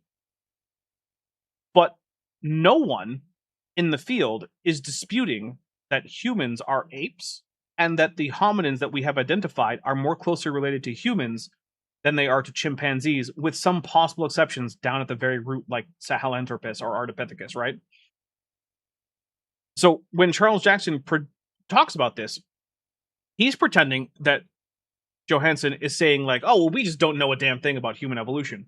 That's not what he's saying. What he's saying is that we don't have a great deal of faith in any given phylogenetic tree, because all of them have problems of incomplete character traits. Like, we don't know every single character trait for every single hominin. All of them, of necessity, are only sampling a portion of the hominins because we haven't found all of them. One of the ways you can tell is that we keep finding new ones. So yeah, all of them are hypotheses, and all of them are tentative, because that's how science works. Remember this. Charles Jackson says that he likes science, but right now he is complaining about science doing science stuff. If you complain about science looking at varying hypotheses, assessing differences in confidence level between different hypotheses, doing statistical analysis, if you see someone complaining about that stuff, that is a person who does not appreciate science.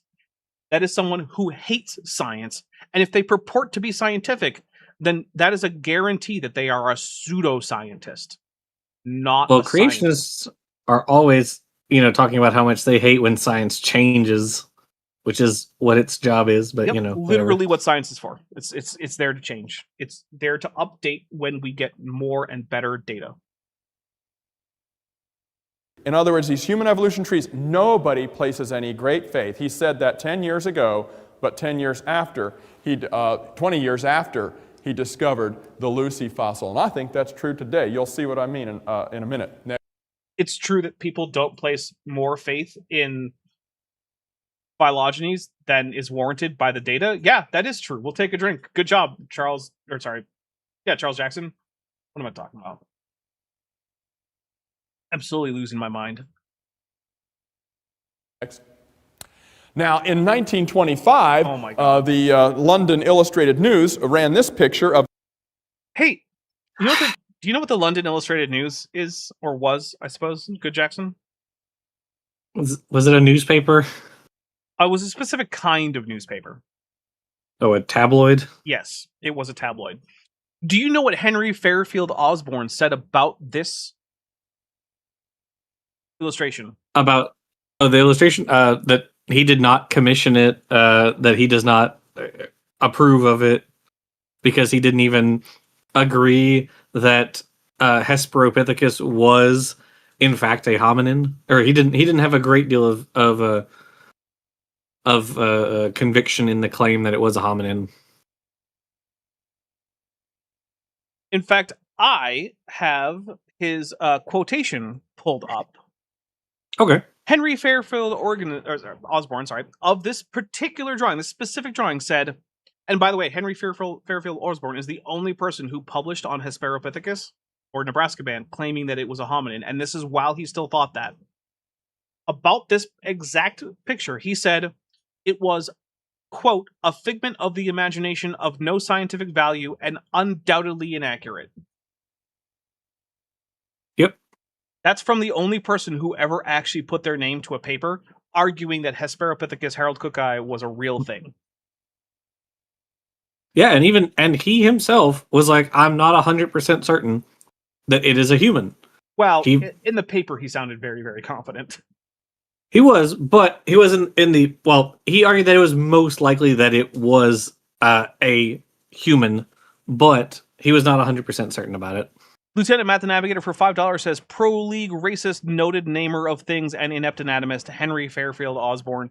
Yeah, that's not terribly accurate. In fact, okay, Jackson, would you like me to read out the entire Hesperopithecus paper that Henry Fairfield Osborne published? It's very short, actually. I mean, you can, sure. I have it right here. Okay. So this is Hesperopithecus, the first anthropoid primate found in America by Henry Fairfield Osborne of the American Museum of Natural History, New York, read before the Academy April 25th, 1922. Here we go. This communication to the National Academy Tuesday, April 25th, 1922, was simultaneous with its publication in the American Museum Novitatis. A single small water-worn tooth, 10.5 millimeters by 11 millimeters in crown diameter, signalizes the arrival of a member of the family of anthropoid primates in North America in the Middle Pliocene era. This discovery is due to Harold J. Cook, consulting geologist, Agate, Nebraska. The anthropoid primate characters of the tooth are confirmed by another water-worn third upper molar previously found by William D. Matthew in the same beds, but not described because it was not sufficiently distinctive. These two teeth established the existence in the Pliocene period of a new and independent type of anthropoid, intermediate in the structure of its grinding teeth between the anthropoid ape and the human type. The animal is certainly a new genus of anthropoid ape, probably an animal which wandered over from Europe and Asia with the large South Asiatic element that has recently been discovered in our Pliocene fauna by Merriam Gidley and others. The generic name Hesperopithecus signifies Pithecus of the Western Hemisphere. The specific name haroldcooki is assigned in honor of the discoverer. The tooth actually resembles the human type more closely than it does any known anthropoid ape type. Consequently, it would be misleading to speak of Hesperopithecus at present as like the known anthropoid apes. It is a new and independent type of primate, and we must seek more material before we can determine its relationships. It has been suggested humorously that the animal should be named Bryopithecus after the most distinguished primate the state of Nebraska has thus far produced. It is certainly singular that this discovery is announced within 6 weeks of the day, March 5th, 1922, that the author advised William Jennings Bryan to consult a certain passage of the Book of Job. Speak to the earth, and it shall teach thee. And it is a remarkable coincidence that the first earth to speak on this subject is the sandy earth of the Middle Pliocene Snake Creek deposits of western Nebraska. The geologic age of these two primate teeth is now believed to be the same as that of the Thousand Creek, Nevada, and Rattlesnake, Oregon, among the fauna of which Pliohippus is very abundant and varied. It also contains Elingoceros and other strepsicerene antelopes of Asiatic affinity. It is the last American fauna in which occurred the rhinoceros, preceding the Blanco fauna, in which the Asiatic Brevirosterine and Mirificus had first occurred. That's it. That's the whole paper. I found the quote that I was looking for, and that is very short. That is extremely short. The quote I was looking for was Osborne says, I have not stated that Hesperopithecus was either an ape man or in the direct line of human ancestry because I consider it quite possible that we may discover anthropoid apes with teeth closely imitating those of man. And also he said, until we secure more of the dentition or parts of the skull or of the skeleton, we cannot be certain whether Hesperopithecus is a member of the Simiidae or of the Hominidae. Yep. Lieutenant Matt the Navigator for $10 says, in 2016, Answers in Genesis produced a sculpture of a boat that neither existed nor could exist in heavy weather for longer than minutes, if we're keeping score. Yeah, that is another thing. Like, the number of hoaxes that creationists have either perpetrated or fallen for is way higher than the case for the same period for scientists. Yeah, like the Accombaro figures, the Burdick print, what is it? The Institute for Creation Research has had to put out a bunch of articles, the Ica stones, being like, please don't use these, you're making us look bad. I love that the teriyaki flavored arc. Teriyaki flavored arc? Yeah, someone convinced a bunch of creationists. I don't remember his name, but I've talked about it in my videos before with his name and like receipts. but a guy soaked a bunch of wood chips in teriyaki to quote unquote age them, and then convinced a bunch of creationists that these were wood chippings from the actual ark, and they still smelled like teriyaki sauce. So That's very dumb. yeah. All right. So now that we've gone through the entirety that I can find of the scientific literature in support of the existence of Nebraska Man, let's see what Charles Jackson has to say about Nebraska Man. The Nebraska Man, Homo Harold Cookii, named after Harold Cook, who discovered. Did you say homo? He did. It was Hesperopithecus. So we'll take a drink for him not even knowing the actual name. By the way, the reason I had that pulled up is because I read it out in a script about Carl Baugh. Carl Baugh got Hesperopithecus right. So right now, Carl Baugh is doing better than Bad Jackson. And if you are ever being compared to Carl Baugh negatively, bro, it's time to retire. The tooth. Well, there were a few teeth, but sure, whatever. One was the major impetus for the publication. From one tooth, they got this whole construct. You see the man, his body build. Yeah, but Chuck, who's the they? Was they paleontologists, paleoanthropologists, paleoprimatologists? Was it Henry He means Fairfield the Osborne? Jews. Oh, okay. That's what he said. Yeah. I mean, for all I know, maybe the London Illustrated News was run by Jewish people. I don't know. I mean, that's what they always mean when they say they. They mean the Jews. I mean, I think in this case he means the evolutionists. But like, oh, I see. Maybe he means the Jews. I don't know. I'm sure he thinks that the Jews are in fact evolutionists, all of them, even the ones who are creationists. Which is actually a fair few of them. Like, I've responded to Jewish creationism before. His musculature, his hair, the stone, but the club he uses, got great the hair. tools. Sure. There's his wife preparing dinner. I actually can't tell that the one in the back, or the mid-ground, I suppose, is supposed to be a different sex. I also cannot. Like, that could just be another male. They're chilling. They're vibing. Yeah. It was George Jama. Oh, he was the guy with the teriyaki arc? Okay, awesome. All from a tooth. Yeah, but that was the London Illustrated News who did that. Not any scientist associated with it. This tooth was held up during the Scopes monkey trial in No, Tennessee. it wasn't. No, it wasn't. I've checked the transcripts. The transcripts of that entire trial are available. You can just go read everything that was said in that trial. And Nebraska Man did not come up once. Now, Where did that even come from, that claim? Because I've heard it multiple times. so Henry Fairfield Osborne did, according to himself, contact William Jennings Bryan about the tooth. Okay. But before it could really be introduced, the judge had already decided that no, we're going to stop talking about whether or not evolution is true, because the matter at issue was not whether or not evolution is true, because the law that was alleged to have been violated had nothing to do with whether or not evolution is true. It said you were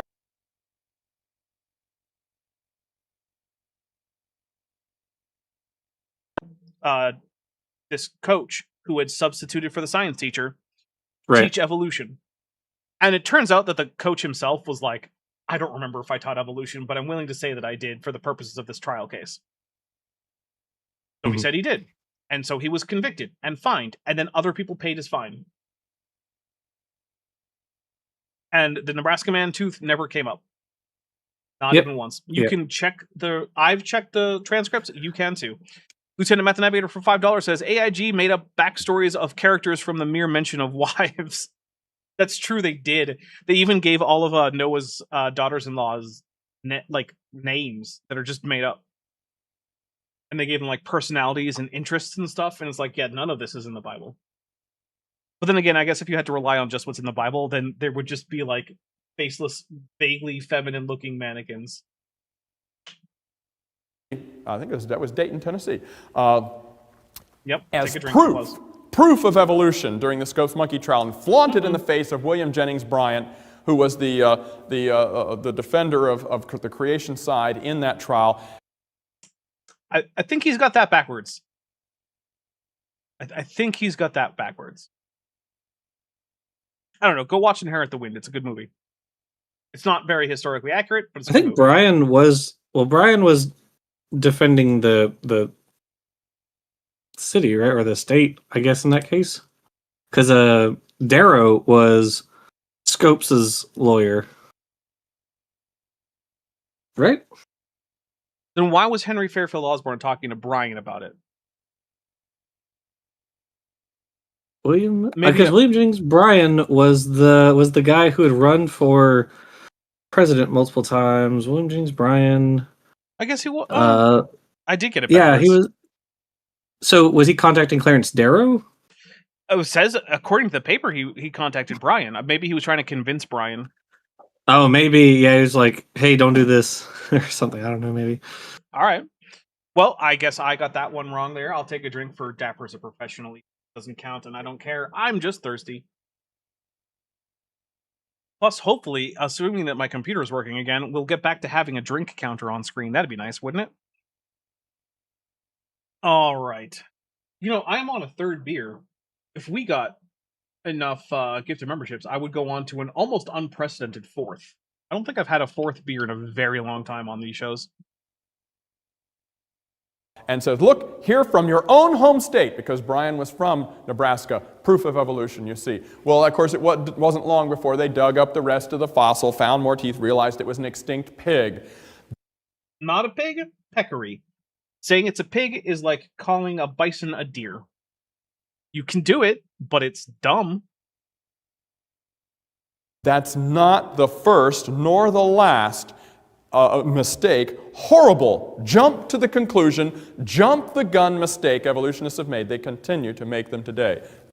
There's Lieutenant Matt the Navigator trying out with 5 Dapper Dinosaur memberships. Let's take 5 drinks, and maybe while I'm taking them, we'll get enough for me to finish this drink. But while I am taking the drinks, Jackson, I want you to tell everyone what your favorite first-person shooter video game is.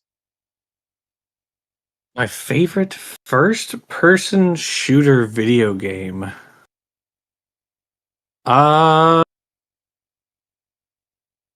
Well, It's not a trick question, Jackson. I'm thinking. I'm trying to think of all the games that I've played a first-person shooter. I don't know. I mean, I guess Oh, there's another 5. Come on, Jackson. I liked the Star Wars Battlefront 2. That one's fun. I like playing as the clones. Oh wait, well, Republic Commando is also a first-person shooter. Which Star Wars Battlefront 2 do you mean? The good one Both. or the recent one? I've played both of them, and I've played the original for way longer than I've played the new one, but the new one was fine. It was okay. Republic Commando was a fun first-person shooter. Here comes another 5, so we're getting there. I've played like all of the Modern Warfare games.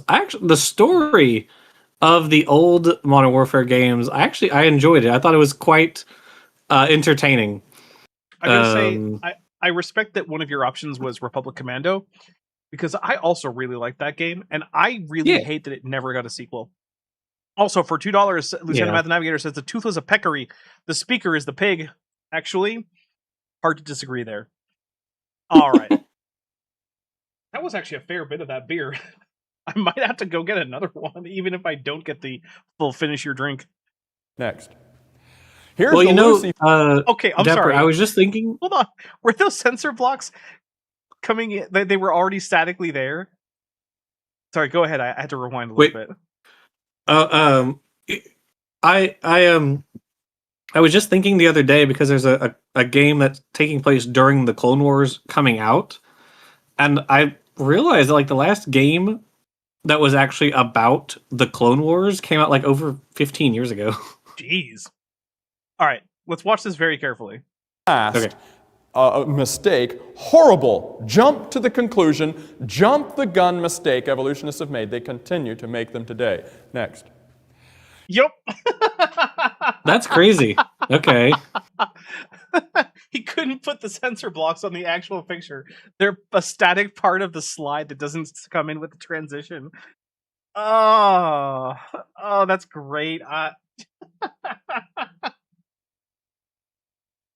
Plus, So dumb. I love the whole, like, guys, the scientific illustration includes pubes. We can't have that in our Christian talk about paleoanthropology. No pubes. Oh man. In fact, I think I would probably get away with it if I had that uncensored here, because it's for educational purposes. And I don't know if you know this, but you can find just naked people doing yoga on YouTube. Like, there's so many loopholes on the YouTube nudity rules. You can also find like naked bodies doing like anatomy demonstrations. Like, this is this part of the body. So like, yeah, it probably would be fine. Although then again, YouTube is super, super fickle about enforcing things like community guidelines and whatnot. So, yeah, I don't know. Here's the Lucy fossil. The reason it was so super famous, I put little bathing suits on this. Those aren't bathing suits. Those are sensor blocks, but sure, whatever. This is from a college textbook, and I do this thing for homeschoolers, and so we have to put bathing suits on them. Yeah, homeschoolers can't learn that breasts exist. I hate this. I thought he was going to say, like, their children, but no, he went with homeschoolers, which makes me think that, like, anytime he talks to, like, any age group of homeschoolers, he's just, like, putting sensor blocks on them. Right-handed says, does Ratchet Deadlocked count as an FPS? I don't remember. That was a great game. I guess you could do it on a first-person shooter, but oh yeah, that game was dope. I love the Ratchet games. That one's by far my favorite. Nice. Anyway, this is the Lucy fossil that you hear so much. Lucy is on tour of the United States right now. How many of you knew that? The fossil is actually on tour. I did not know that. It's almost like museums will share exhibits sometimes. Crazy. I mean, to be fair, I don't think he's saying that that's a bad thing. Maybe I'm wrong. The reason the Lucy fossil was so famous was because they found 40% of the bones, and that is huge. They never find 40%. I mean, that's not true. They actually do sometimes find even more than that, but it is an unusually large amount. So,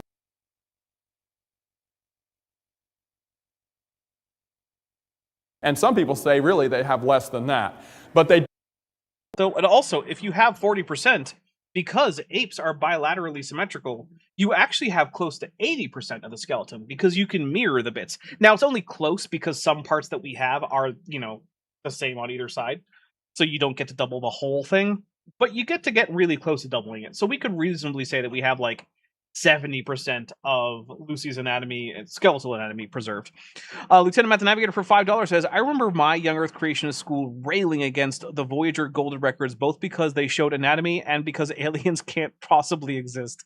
That is so lame. Oh my god.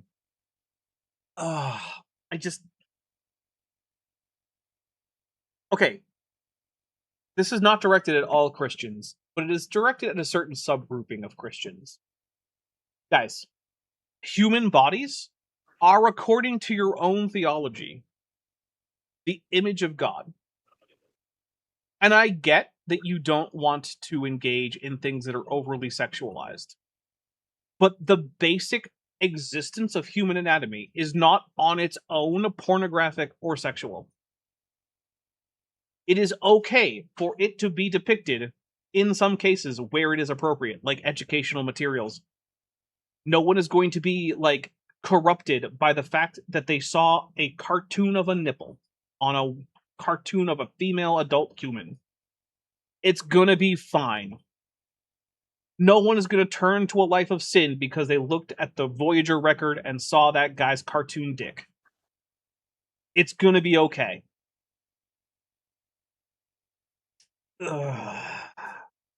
Look, I'm not someone who goes around doing sex jokes and stuff all the time, but, like, can you tone the prudishness down just a little bit, everybody? Not everybody, I mean the specific group of Christians, primarily. Although, there are also similar groups within other Abrahamic traditions also need to tone down the prudishness just a little bit. They found a couple finger bones. They did not find the feet. They only found one of the... Well, I believe they found like 1 or 2 foot bones, but I don't remember exactly, so, like, sure. And they found very little of the hands anyway, so again, sure. the hip bones. And this does not give you a whole lot. Even with what they've got, and even with their proudest, most evolutionist way of looking at this, you've still got a monkey with 1/3 the size of brain as you and me, only 3 feet tall, weighed 65 pounds, and had big giant molars like a monkey. I mean, yeah, Lucy was a monkey. Also, I like that in the fade out, you can actually see behind the sensor blocks. Dun dun. This is so inept. I'm taking a drink. For Jackson's a professional. I don't know what's happening. This is so incredibly inept. Oh my god. This was a little chimp. Now, It was absolutely not a chimp. For one thing, its face was less prognaathic. Its tooth row was more parabolic and less box-shaped. It had smaller brow ridges. It was overall lighter than most chimps. It had a ventral foramen magnum as opposed to the anterior foramen magnum like the chimps have. It had valgus knees that allowed for upright walking. While we don't have Lucy's feet, we have the feet of other Australopithecus, and they had all 3 arches that humans have, although they had them in slightly different ways, which also explains why their footprints aren't exactly like modern human footprints.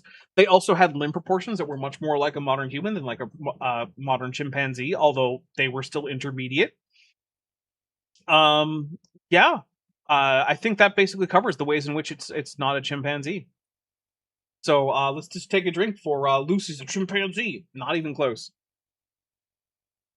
Well, I mean, close in the sense of like evolutionary relationships. Yeah, there was a pretty close relationship there, but definitely not actually a chimpanzee. it turned out that the hip bone was very, very chimp-like, and It did. they just ignored that. Oh my god, that's even dumber than I thought he was going to go with. Let's take a drink. The hips were only chimp-like if you only look at the like iliac crests and their relationship to the coccyx in the fossil as found.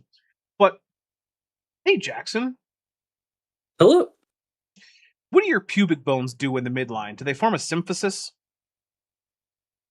I would have to go with yes. Yeah. That means they're more or less touching. There's some cartilage between them, right? So that they don't grind bone on bone, but like they're connected tightly to each other. Mm-hmm, mm-hmm. Okay. Did you know that if you were to mirror the hip of Lucy, that there would be a gigantic gap between her pubic bones? I think I did know that. Yeah, it was like partially crushed, wasn't it? Yep. That's because it's crushed. In fact, you can actually see the little like fracture marks. So, do you think that Lucy was walking around with her hip bones unconnected and just wobbling around? Probably not. Probably not. Did you know that if you make a cast of the fossil and you cut along the fracture lines and then you push it so that the resulting parts, so that the pubic bones actually come to a symphysis, suddenly you get a hip that is actually much more like a human's than a chimpanzee's. Makes sense to me. Yeah. So, in fact, Lucy's hip is much more human-like, and it was not ignored because it was investigated, because people were like, well, gee, that's a pretty chimp-like hip. But then it was also noticed like, yeah, but it doesn't actually meet in the midline, so that can't possibly be the life condition. Huh. Now, normally creationists just lie about that and say that like the reconstruction was actually some kind of nefarious evolutionist plot and not just a, well, Right. this can't physically be the case, so let's correct it. Yeah, but apparently here, Charles Jackson doesn't even know about that. My Unfinished Journey for $2 says, hail Daps and Jax and long live evolution with the fist emoji. Thank you. They kept drawing her feet and hands like human feet and hands. Exactly, even though they didn't They're not exactly, but okay. know for sure. The few fingers we had were curved. Okay, so few things. One, ad hominid drink. We haven't had one of those in a very long time, but here it is. Here's an ad hominid. We have other feet and hands from other Australopithecus there, Charles Jackson, which is why we draw Lucy's feet and hands in accordance with those. There's our one ad hominid. Also, the level of curve in 8 fingers is something that is subject to phenotypic plasticity. which means if you spend a lot of time hanging from branches or like high bars in gymnastics, you will get more curved phalanges. Second, no one is saying that Lucy wasn't at least partially arboreal. That's not a claim that I'm aware of anyone making. We're curved. You see, between your knuckle, your bone is straight, because you're human. Between the joints in your... Not because you're a human, it's because most humans don't spend a lot of time hanging from things like branches. Toe bones, your toe bones are straight. But in a... I don't believe we have any curved or straight toe bones from Lucy. But, okay. Monkeys, the finger bones are arched between the knuckles. That depends on the monkey. It's not true for all of them. More terrestrial monkeys don't have as strongly curved finger bones, like humans or baboons. So you can get a perfectly round grip on a tree and swing that way. Now, next. Also, I hate that he's basically just attributing brachiation as the common mode of locomotion to like all monkeys. That's not actually true. Many monkeys are in fact clamberers who only have limited suspensory locomotion. I'm going to get to that. Notice the hand on Lucy. I got this here from Dr. David Minton, who works over at Answers in Genesis. If I remember correctly, I have another video about David Menton's talk on this very topic coming out Thursday, I believe. Let me double check. Yep, I have the second part of what I believe is a trilogy about David Menton talking about specifically Lucy. And don't worry, he keeps sexualizing Lucy for some reason that I don't understand or enjoy. I really hate it. Hey, creationists, stop sexualizing Lucy. It's weird and gross, and I don't like it. My Unfinished Sock for $2 says, don't lie about Lucy. Like and share the stream. Thank you very much. The hand, finger bones are straight, and the whole hand is clearly human, like Dr. Minton's fond of saying. Look at the intelligent look they give her face. She's like... It is so easy to find pictures of chimpanzees and gorillas and orangutans giving that basic same exact pensive look. It's so easy. Sometimes apes think about things, and they look pensive when they do it. What shall I wear? You know, I mean, this thoughtful look on this monkey's face. Plus, notice too, they show the whites of the eye. And in monkeys today, their eyes... Goop23 for $2 says, my toes actually have a slight curve. Interesting. Eyelids are different. We don't see the whites to their eyes, but... Okay, I don't have it to hand, but on one of my external hard drives, I have a folder which is literally labeled Ape Sclerae. And it is full of just pictures of non-human apes with eye whites clearly visible without them doing extreme eye movement. So let's just take a drink, because this is just a lie. Non-human apes have white sclerae in many cases that are easily visible. They'll usually do these wax Science Museum reconstructions showing the whites of the eye, showing it with a perfectly human hand in a human sort of position. And really, that's just not the way it is. Next, here's her foot. Now, since... Dutch Tunicate Official for $2 says, I can tell when my cats are thinking. I wonder what their thoughts are. Probably mostly murder. I feel like that's the most common thought that a cat has. Maybe I'm wrong, though. And don't get me wrong, I love cats. Cats are great. I'm slightly allergic to cats, so I don't live with any cats, but I do like them. Since then, they have found two bones, two little knuckles, from the right foot of the Lucy fossil. And I saw this. Lieutenant Math Navigator for $5 says, I have a pair of web toes on each foot. Does he think I have otter feet? He might. He might, actually. The University of Tennessee, Knoxville, in the McClung Museum, hanging up in a little glass case is a Lucy skeleton, mock-up, of course. Now, the black bones are the ones that they haven't found, but they have the whole skeleton there. The white... Nope, it's the ones they haven't found as part of the Lucy individual. That's what that is. That doesn't mean we haven't found them on other conspecifics or other Australopithecus who are not part of Australopithecus afarensis. Let's see. Megan Fox's Giant Boobs for $2 says, didn't you know that Lucy does it for him? I hate that I think you're probably just right about that with men, or at least did it for him. Ugh. I don't want to think about Benton's turn-ons. I'm gonna hit play. Thank you, Megan Fox's giant boobs. Even if it is gross. Ones are the ones they actually found, and that's being honest. On the right foot are two little white bones. They are curved between the knuckles, just like a chimpanzee's. As a matter of fact, more curved than a modern chimpanzee's bones. Now, how many of you know a chimp can eat a banana with their foot? How many of you know that? Okay, yeah, because they have a thumb on their foot. They don't have a big toe. They've got an opposable. At the end of a chimp's leg is a hand. A chimp can, whip their leg up, grab a branch, and hang and eat 3 bananas at once because they have 4 hands. Hey, no, because chimps can't get their foot to their face like that. The reason that they have an opposable big toe is to grip branches, not food. So, I'll take a drink for being dumb, but, why? Why do you have to just say stupid things like that? You don't have to. But let's see where we go with this divergent big toe argument. Because it's probably going to be well, Lucy had a divergent big toe, even though we have other Australopithecus feet.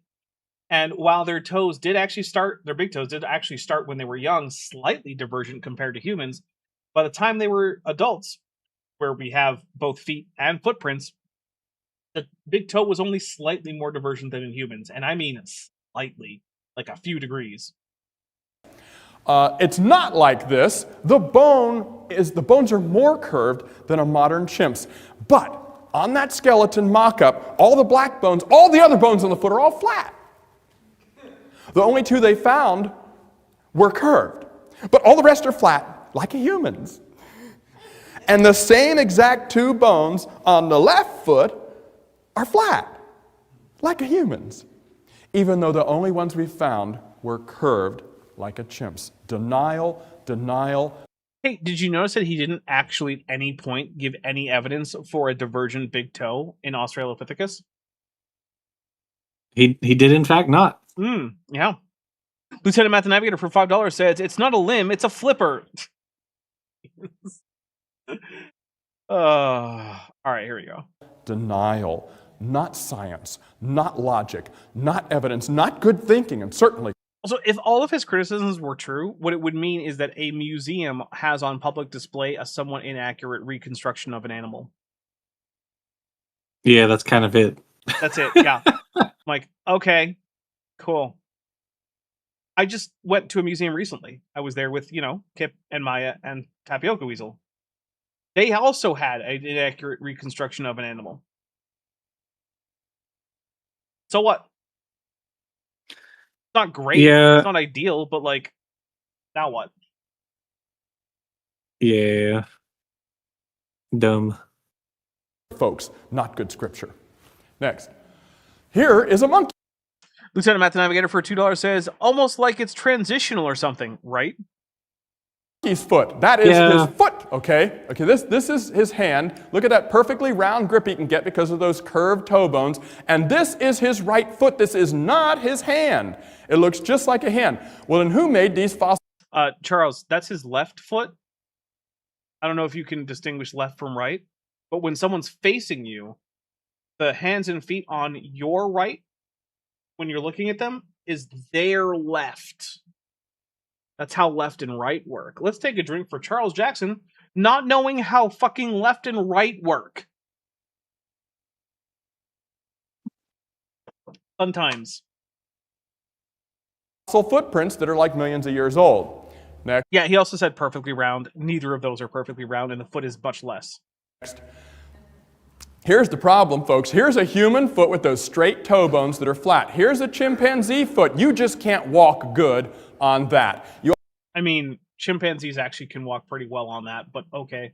You also can't walk good with a hip bone that flares out like this because the muscles that help you walk have to go straight down from your flank here down to below your hip bone onto your thigh to help you stand on one foot, keep you from falling over. Monkeys don't have that. Well, except for the monkeys that do, which includes Australopithecus afarensis, as well as humans, and like all the other hominins. So, yeah, they do. And sure, Also, what does he have to say about like Verocephalica and other like bipedal primates? I don't know, but I do know that we're taking a drink from Mothra. I am actually really close to needing a fourth beer, regardless of how many super chats we get, or not super chats, gifted memberships. Pigajace, the Carbon 14 mythicist, says, if your elitist East Coast evolution is real, why has no one found the missing link between curved and straight fingers? Thank you very much, Dr. Banjo. I'll take another drink for that Mothra right there.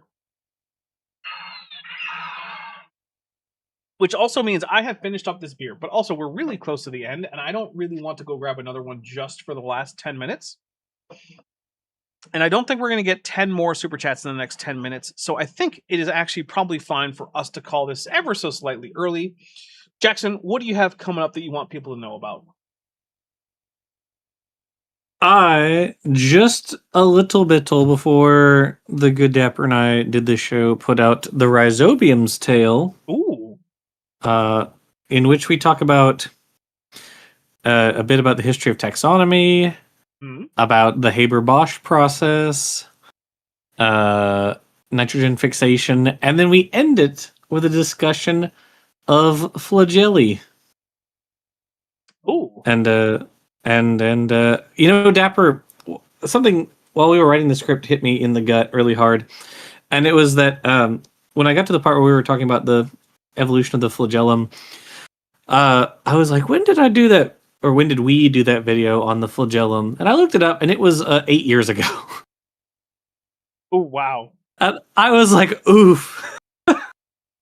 8 years ago. So that hurt. There are only 2 episodes left in the Ancestor's Tale. Wow. And I have already written the script. Almost a decade-long project. It's amazing. Well, half a decade. But yeah, it's been a long time. I'm glad we went through it, but I'm also glad to be done with it. Yes. The penultimate video will be Tax Tale. It's Thermus Aquaticus, and its role in forensic science, and also the importance of funding basic science. And then the final tale will be the Replicator's Tale. Oh, nice.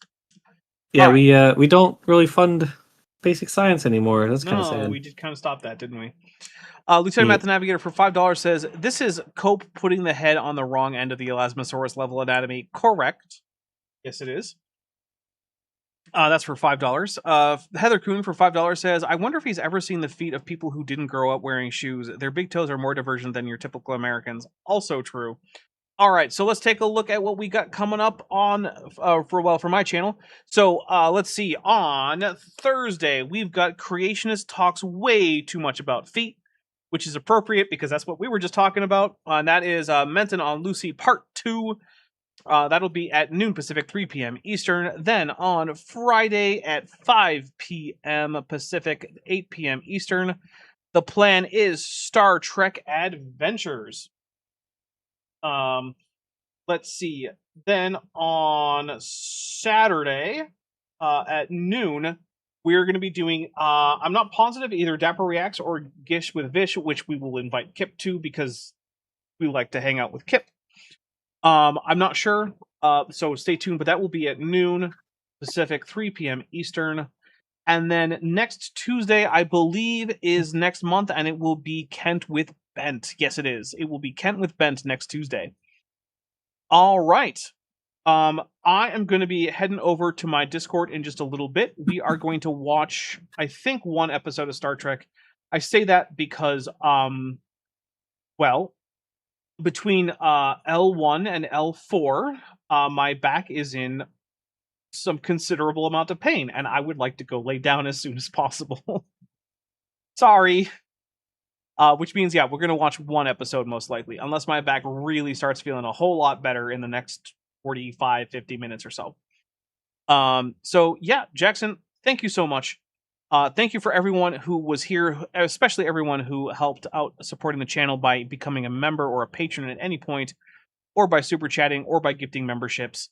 All of that is greatly appreciated. And remember, if you want Jackson to go to the Grand Canyon, apparently you have to buy me canned brown bread, which is True. weird and bizarre and kind of dumb, Jackson, but that's how it is, apparently. I don't make the rules. I Yes, just you enforce them. literally made that rule up in your head. No, listen. I'm just telling you. These are the facts of the matter. I don't believe you. But here we go. Let's go to credits. And the last thing I have to say to everyone before the credits roll is that ICE must be abolished.